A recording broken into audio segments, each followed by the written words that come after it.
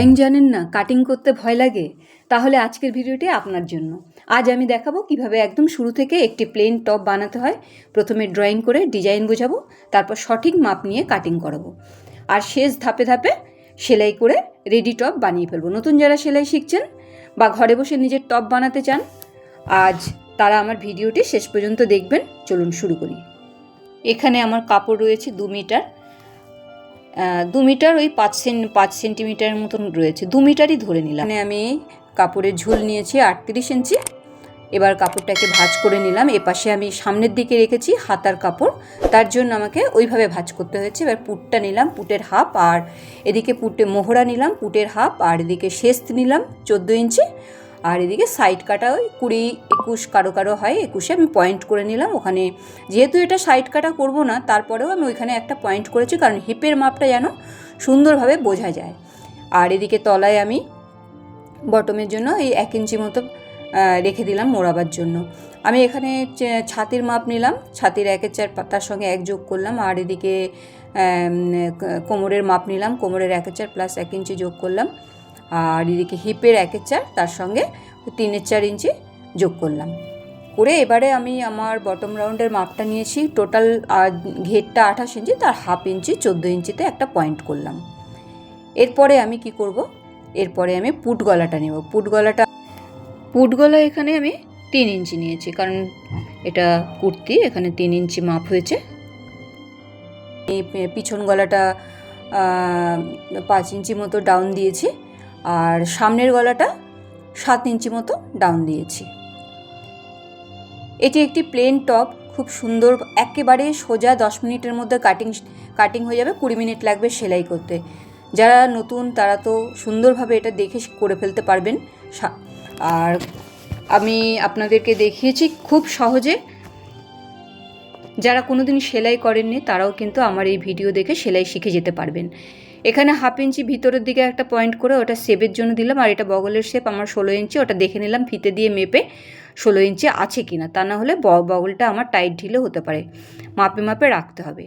এরপরে আমি কি করব, ছাতির যে পয়েন্ট আছে সেখান থেকে কোমরের পয়েন্ট আর হিপের পয়েন্ট মিলিয়ে দিয়ে তলায় বটম রাউন্ডের পয়েন্টের সাথে মিলিয়ে দেবো। কারণ আমি এটা সাইড কাটা রাখিনি, একদম ওই 5 ইঞ্চি মতো ওপরে একটা পয়েন্ট করে ওইটুকু খোলা রেখেছি।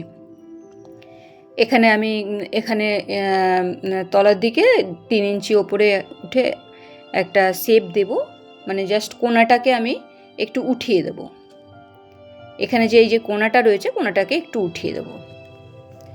এটি একটি প্লেন টপ, গরমের জন্য বানানো হয়েছে, খুবই সুন্দর, কোনো ডিজাইন নেই, কিন্তু খুব সহজে আপনারা বাড়িতে বানিয়ে ফেলতে পারবেন নিজের জন্য, এবং কাউকে বানিয়েও দিতে পারবেন।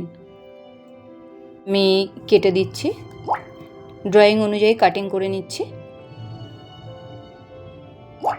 এখানে পুট থেকে একদম পিছন গলাটাকে কাটিং করে বাদ দিয়ে দিচ্ছি, আলাদা করে আর কাটিং করলাম না, একবারে কাটিং করে নিলাম। এরপরে কি করব, ভেতর থেকে পিছন মানে আগে পয়েন্টগুলো করে নিচ্ছি, কারণ কি সেলাই করতে আমাদের সুবিধা হবে। যখন আমরা দুটো পার্ট একসাথে জোড়া দেব, তখন এই পয়েন্টে পয়েন্টে সেলাই করলে হবে কি, জিনিসটা সুন্দর হবে, কোনো জায়গায় টান হবে না, কোনো জায়গায় আপ ডাউন হবে না। এরপরে আমি কি করব, এই যে ঘরঘড়ি মানে ছাপ তোলার যে যন্ত্রটা, এটা দিয়ে আমি দাগ দিয়ে আমি ছাপটা তুলে নেব। পিছন দিকে ড্রয়িং আসলে দাগ অনুযায়ী সেলাই হলে হবে কি, আপনার জিনিসটা সুন্দর হবে, ফিটিংস ভালো হবে। হ্যাঁ, এইবারে আমি কি করব, পিছন পার্টটা বার করে নিয়ে সামনের পার্টটাকে আমি গলাটাকে কাটিং করে নেব। সামনের গলাটা 7 ইঞ্চি মতো দেওয়া আছে, ডাউন করেছি, কারণ 7 ইঞ্চিটা ঠিকঠাক, মানে যার মাপে করেছি তার 7 ইঞ্চি মাপ। মোটামুটি গলা 7 ইঞ্চি 7.5 ইঞ্চি হয়। এবার যারা একটু হেলদি ফিগার তাদের অনেক সময় 8 হয়, 8.5 হয়, অনেকে আছে ডিজাইনের জন্য 9ও করে। এগুলো যার যার ব্যক্তিগত ব্যাপার, কিন্তু 7 7.5 একদম ভদ্র মাপ, একদম ঠিকঠাক গলায় বসে থাকবে। কিন্তু হেলদি ফিগারে কিন্তু 7.5-এর জায়গায় 7.5-8ও হয়ে যায়। এবার আমি কি করব, এই তলায় যে বটম রাউন্ডের কাছে একটু ওই 3 ইঞ্চি ওপরে যে পয়েন্ট করে কাটিং করেছি, কিন্তু এই কোণাটা একটুখানি শেপ দিয়ে নিচ্ছি, মানে সুন্দর গোল মতো ব্যাপারটা হবে আর কি। এরপরে আমি চলে যাব হাতা কাটিং করতে। আমার বডি হয়ে গেল, একেবারে সোজা 10 মিনিটের মধ্যে কাটিং হয়ে যাবে। আপনারা কোনো রকম ভয় পাবেন না, সুন্দরভাবে। আমাদের মেয়েদের কিন্তু অনেক অনেক টপ কুর্তি দরকার হয়, প্যান্ট একটা হলেও কিন্তু টপ কুর্তি কিন্তু আমাদের প্রচুর দরকার হয়, আর একটা টপ একদিনের বেশি পরা যায় না। এবার এই পয়েন্ট থেকে ঠিক 3.5 ইঞ্চি দূরে আমি একটা শেপ দেওয়ার জন্য পয়েন্ট করে নেব, 3.5 ইঞ্চি দূরে। এখান থেকে 3.5 ইঞ্চি দূরের থেকে এবং যে আমাদের মুহুরিটা হবে, মুহুরির হাফ যে মাপটা হয়েছে তার পয়েন্টের সাথে আমরা এই পয়েন্টটা মিলিয়ে দেবো। একটু কাপড়টা কম পড়েছে, কিন্তু কিছু করার নেই। আমি কাপড়টা ওখানে জোড়া দিয়ে নেব, এবং জোড়াটা কিন্তু একেবারে ভেতরে থাকবে, দেখা যাবে না, কারণ এটা সেলাইয়ের মধ্যে ঢুকে যাবে। এরকম যদি আপনাদের কখনো কাপড় কাটতে গিয়ে অসুবিধা হয়, আপনারা কিন্তু এইভাবে জোড়া দিয়ে নেবেন। সুন্দর কাটা হয়ে গেল। এবার আমি একটা টুকরো কাপড় নেব, টুকরো কাপড়টা নিয়ে আমি এখানটায় দিয়ে মাপে মাপে কেটে নেব।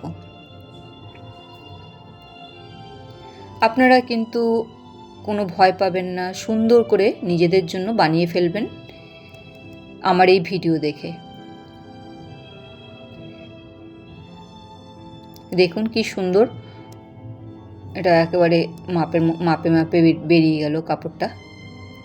এবারে আমি কি করব, কাপড়টা যখন জোড়া দিয়ে নেব, এটা তো শুধু সামনের দিকে পড়েছে, কারণ আমাদের জোড়া সবসময় কিন্তু বগলের সামনের দিকে দেবেন, ওটা কিন্তু পিছনে দেবেন না, দেখতে খুবই বাজে লাগবে।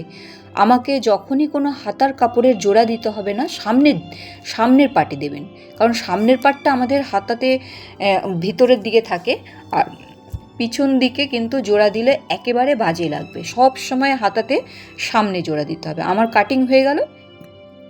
এবার আমি এই গলার পেস্টিংটা কেটে নেব। গলার পেস্টিংটা সুন্দর করে মাপে মাপে এইভাবে বসিয়ে, ভাঁজটা আমার দিকে দিয়েছি আর বাইরের দিকে খোলাটা রয়েছে। এবার একদম মাপে মাপে ড্রয়িংটা করে নেব। করে নিয়ে ওই 1 ইঞ্চি কি মানে একটু বেশি করে নিয়ে আমাকে কেটে নিতে হবে। এইভাবে পিছন পাটটাও কেটে নেব। সামনের পাট পিছন পাট একই টাইপের। এরপরে আমি এটাকে একটা কাপড়ের ওপর বসিয়ে সেলাই করে নিয়ে এই দেখুন এইভাবে লাগিয়ে নিতে হবে।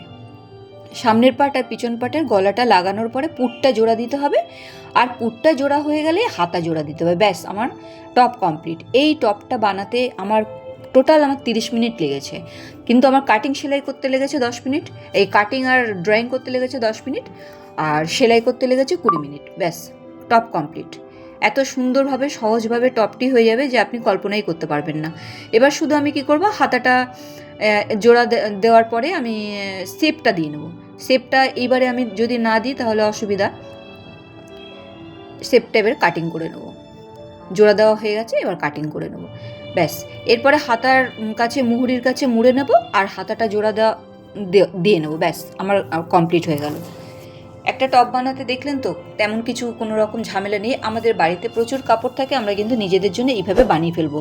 আর আপনারা আমার সঙ্গে থাকবেন। ভিডিওটা যদি ভালো লাগে আপনারা লাইক কমেন্ট করবেন আর আমার সঙ্গে থাকবেন। আপনারা সঙ্গে থাকলে আমি ভিডিও বানাতে আরও বেশি অনুপ্রাণিত হব, কারণ আপনারা না থাকলে আমার ভিডিও বানানো যাবে না। আপনারা শুধু আমার চ্যানেলের সঙ্গে থাকবেন। ধন্যবাদ। দেখলেন তো টপটা কত সুন্দর হয়েছে। আবার দেখা হচ্ছে পরবর্তী ভিডিও।